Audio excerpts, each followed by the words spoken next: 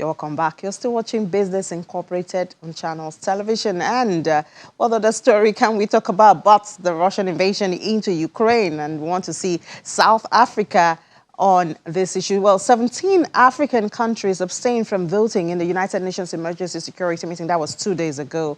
However, South Africa was among the 24 African countries that declined to vote, denouncing Russian aggression on Ukraine. Well, we'll see how that spills over to back home in South Africa with our correspondent, Brian Pugeni, joining us now from Johannesburg. Hello, Brian. Good afternoon. Good afternoon, Ini. Great. So far this year, 2022, South African companies have invested about 77 billion rands. That's $5.13 billion in Russia. And this includes investment by major South African companies. So corporates should be affected by this war. Well, what are they saying? What is their sentiment at this time, about 9 days into the war going on in Ukraine? Well, Russia's invasion of Ukraine is not good news for any corporation, I'm sure, worldwide. The same applies for corporations here in South Africa as well, with the investment which has been put in by South African companies, the trade between the two countries as well, exports and imports. One of the main sectors which will be affected is the citrus and the fruit manufacturing industry, which accounts for quite a lot of the GDP between South Africa and Russia. Taking a look at that, how manufacturers of citrus and fruits will cope in the next coming days as the invasion continues. But one company which has said that this could be light somehow is Exxaro, one of the energy companies. They are saying that the fact that Europe might have an energy crisis, they might be stuck and have to come to Africa, especially South Africa, to get to look at better coal quality and supplies. So we're waiting to see how that is going to turn out in the next coming days as the invasion continues. Yeah, we'll certainly wait and see if Africa can, fill in for this opportunity. But what about the government? What are they saying? What was the body language from that end?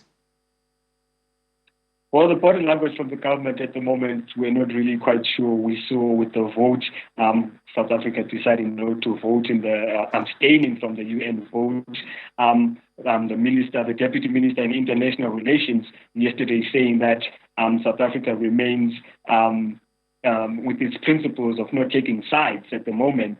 But this is contrary to what the minister, Dr. Naledi Pandor, said when the invasion started, that South Africa needs to be one of the countries which stands and rebukes what Russia is doing to Ukraine. So at the moment, we're not really sure because we've had two contradicting sides of the story, and what we are seeing is not what was said initially. So we're waiting to see what government is going to say in the next couple of days as the invasion continues as well. Hopefully, because of calls from different groups, church leaders, different opposition parties, students, we've seen a couple of students protest saying that South Africa needs to take a stand with Ukraine. Well, I guess as an African country, there are so many factors to consider before taking a stand there. That's part of what the government is doing. Well, let's move a little bit away from that now. I think on the 2nd of March, there was a hike in petrol and diesel prices. And of course, we did have reaction from a lot of South Africans. But tell us now, do we see this reflecting in the commodities prices and transportation and other aspects of the economy?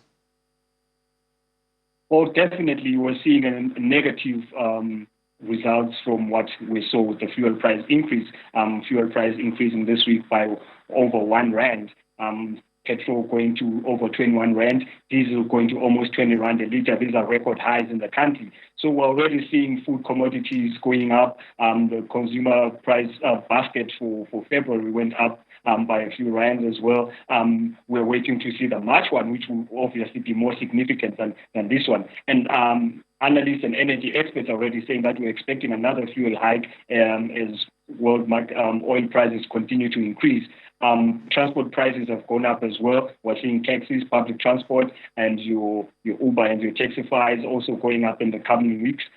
So we're just waiting to see how that is going to turn out. But is consumer price inflation of food increasing by almost to 7% from the 5.5, which was initially forecast by the SA Reserve Bank. 2 weeks back when they spoke in their monetary policy committee. So we're also going to see an increase as well in the consumer price inflation itself in the coming MPC meeting, which will be held in the next couple of months. So it's not really good news at the moment with fuel going up, food prices going up. A lot of commodities have really been affected. So will inflation, so will the bread basket as well.